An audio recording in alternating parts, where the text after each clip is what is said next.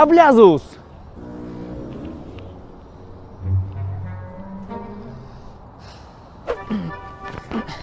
Он должен быть где-то здесь. Я это чувствую. Есть жау жүрмейсіңдер ме? Короче, откуда у тебя 65 миллионов евро для квартиры в Париже?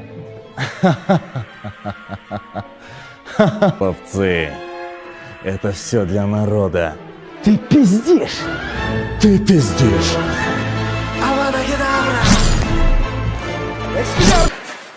Волшебники!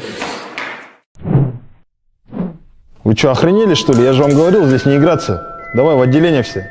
Давай, давай, давай.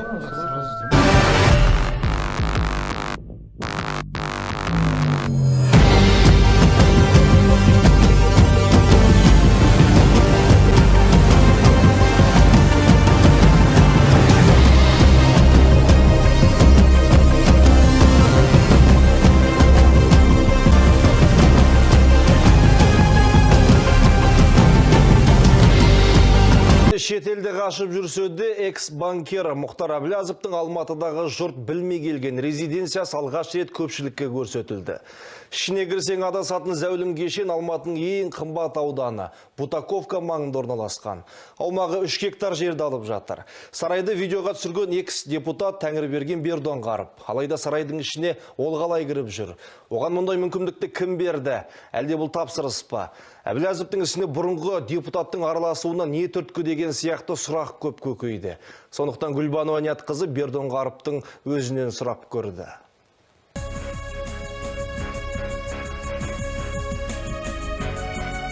Бұл қылмыстық үйім құрып, Бұта банкінің қаржысын ұрлады деп айыпталып, 20 жылға сырттай сотталған Мұхтар Әблязовтың Алматыдағы резиденциясы. Бұрын мәжіліс төрінде отырған депутат, қазіргі блогер Тәңірберген Бердоңғаров зәулім кешенді асықпай зерттеп шыққан. 2015 жылы мөрмен бекітіліп, шаңасында қалған үйге ешкімнің аяқ баспағаны көрініп тұр.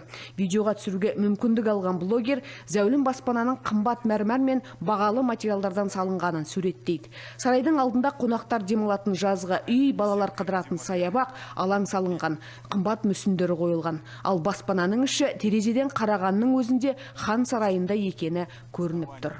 Это не просто дерево, это орех, одно из наиболее дорогих пород дерева.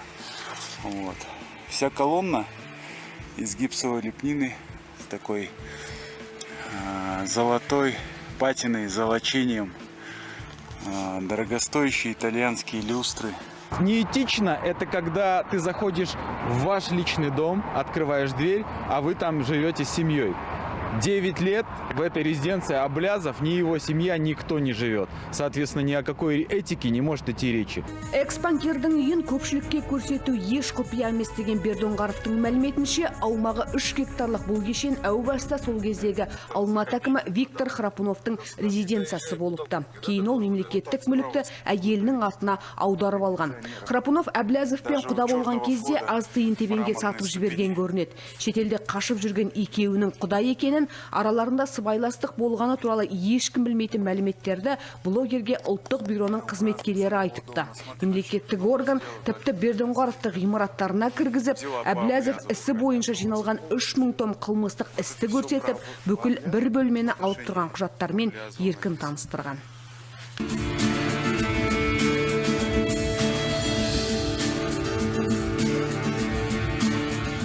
Информация из открытых источников. Сами понимаете, раньше была резиденция Акима. Потом в какой-то момент стала частной собственностью банкира. Как произошло так, что государственная собственность становится частной собственностью? Резиденция Акима становится резиденцией банкира. Экс-депутат Әблязовтың қандай зәулім үйде тұрғанын қарапайым жұрт білуі тиіс, сондықтан көрсетуге шешім қабылдадым деп отыр. Ешкімнің тапсырысы емес деп сендіреді. Алдағы уақытта мемлекеттің ақшасын жеп, істі болған өзге де олигархтар мен шенеуніктердің қымбат баспаналарын көрсетіп, жұртқа әшкерелеу жоспарында бар. Ал Бердоңғаров көрсеткен резиденцияға қатысты Мұхтар Әблязов әлеуметтік желіде әдеттегісінше жауап берген жоқ. Экс-банкерге тиесілі зәулім баспана жақын күндері Алматы әкімдігінің қарамағына өтуі тиіс. Гүлбану Аниятқызы, Нұркен Тоқмурзин, Информбюро, Астана.